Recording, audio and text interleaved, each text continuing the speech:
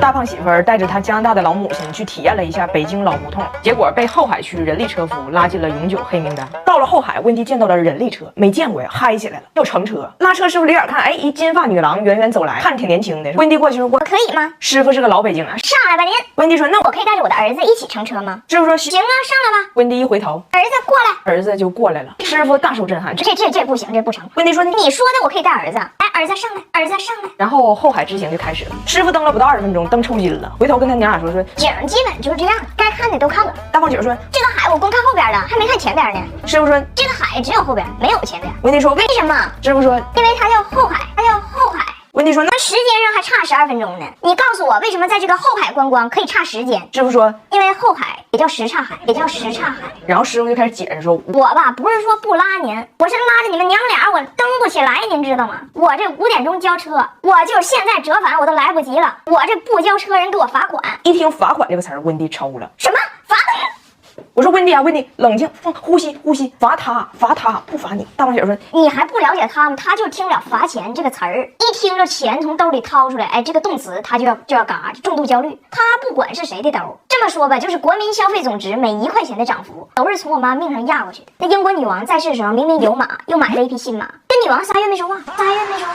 然后温迪就说：“师傅，赶紧5点之前杀回起点，我可以下车，你别被罚钱，赶紧回去。”师傅就说：“真不是我不拉您，主要是您说你有一儿子，我心说也成，谁成想，嚯，太大了，您这儿子太胖了，您儿子，您让他下来，我管他叫爸爸。”大胖媳妇在后边。我呀，温迪冲他儿子都不是你的错，你太沉，让人家罚款，去，你拉师傅走。于是大胖媳妇和拉车师傅对调，把他的母亲和拉车的师傅拉回了原点。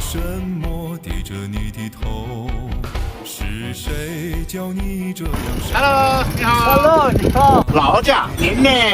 师傅坐在车上，旁边坐一温迪，旁边别的师傅路过，他还跟人解释呢。真没辙，这儿子太大了，这儿子太胖了，他回来之后，温迪被刺激了，就非常不理解，说我在加拿大是 XS， 我是小号，怎么在这儿就被识别为胖子了呢？于是开始疯狂锻炼，拉着他儿子把能用的健身器械全用上了，天天练。他俩虽然都用，但是都胖了。儿子是所有健身器材都躺着用，不好好练；妈妈是练是好好练，练完吃1桶冰淇淋。所以不怪这些器材，器材是好器材。所以我现在就要把这些健身器材都放闲鱼上卖了。我看很多人都在用闲鱼 APP 卖闲置，幸亏有它，什么电子跳绳、筋膜枪、什么滑雪机、什么这个呼啦圈，还有这3个肌肉大胖媳妇婀娜身姿的拍立得，10几样，通通10块钱出掉，全部断舍离。上闲鱼搜张彩玲就可以带走这些科技与狠活。我告诉你们实话，为啥要卖啊？这是我爸让的，我爸受不了了。我爸天天在那做饭，他就在门口练，给我爸整的怪不好意思，进厨房都不敢出来。温迪还经常拉着我爸说：“哥哥 ，come on，要不要跟我一起锻炼？” Come here, join me. Brian. 我爸说：“不搞这个，不搞这个。”不搞这个，不玩这个，不玩这个。当大胖媳妇儿第一次冲浪，好紧张啊！ Hey brother. Ay, chico brother. 哎呦我的妈！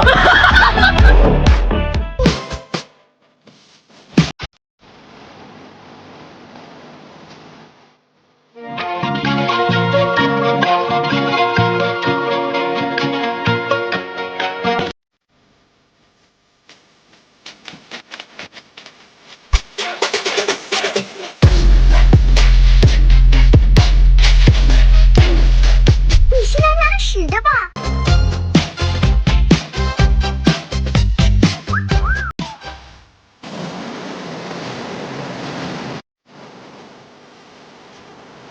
哎呀呀！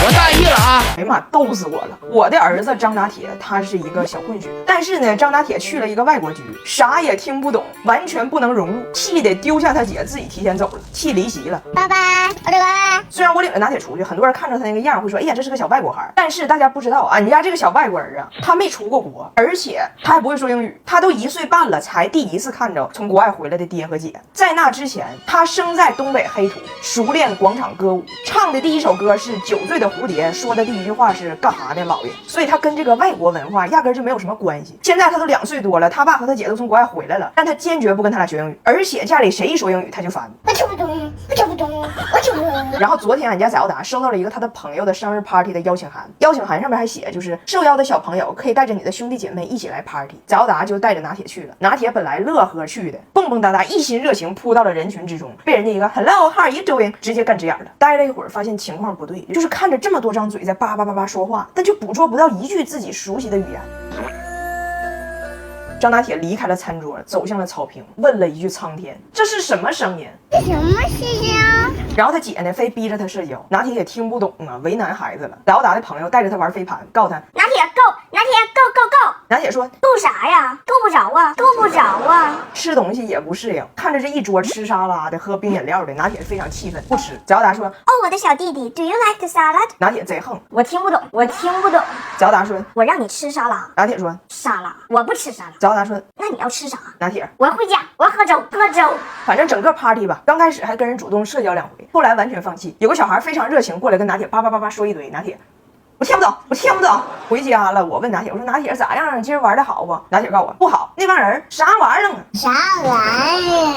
对了，你瞅整的这个大人，他去修钱去了。我爸在网上看到了一些不实信息，一些短视频，说人类要面临灭顶之灾，世界要发生一些大事儿，然后告诉他今天下班你必须去 ATM 把你的工资卡里所有现金都取出来。他也不知道咋回事，根本没听明白，就是以为我爸摊上什么大事要急用钱，要见他老丈人，把工资卡里所有钱都取出来。我爸说所有钱都取出来，然后这些取出来，你看他全取出来了。都700呀，都700呀！我爸呀，最近刷到了一些没有依据的夸张叙事的短视频，说世界要有大灾大难，要赶紧做出未雨绸缪的准备。然后我爸买了很多那种军用的压缩饼干、方便面等等物资，然后自己还取出来一堆现金藏小匣里了，还告诉大胖媳妇今天下班一定要把自己工资卡里的现金都取出来。大胖媳妇根本没明白咋回事，我爸让他把所有资产转移出来，他就转移出来了。回来他就跟我说，他说我跟你说实话，最近你爸不太正常，买干粮、取钱、整理重要证件。他虽然不跟我明说，但是我也不傻。综上所述，谁还猜不出来他这是犯了什么事儿了，要逃逸。今天还跟我说让我把钱都取出来买金条，我这都取出来了，我油条都买不了几根，还买金条。但是你说老丈人张嘴了，我也得借呀。但是我跟你说，你趁早你得跟他唠唠。你看他这些准备，那可是要跑挺远呢。你告诉他，准备的再充分，那天网恢恢，疏而不漏。我的建议还是自首。我就把误会跟他解释了一下，他说啊，他不逃逸啊，那储藏间的东西都是他买了避难用的，那有些东西很不合理呀。你看这排蜡烛是世界末日的时候给早打写作业用的吗？这倒还好。你看这几本明显给张大铁准备的英语练习册，这个怎么解释？外边惊涛骇浪，地动山摇，那不正是张大铁学英语的好时候吗？平时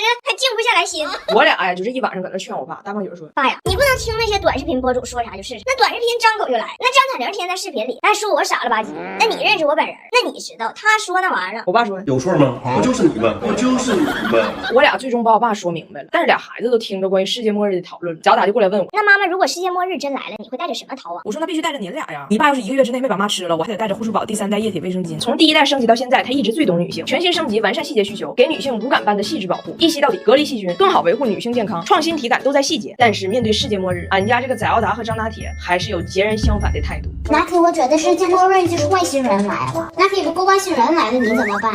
只跟他上个打呀！外星人听不懂你说中文，那不怪我的，怪我的。载奥达把这个事儿啊很当真，睡觉之前非得拉着张大铁对着窗外许愿。我希望如果世界末日来了，我可以跟爸爸妈妈在一起，还有姥爷和姥姥，还有爷爷和奶奶，还有两个姑姑都来呀。我来住啊。然后他俩就睡觉了。1个小时之后，人张大铁自己又跑出来了，重新许了一个。如果世界末日来了，外星人就可以给我们带一个高度，我们可以成为好朋友。你别跟我2岁以后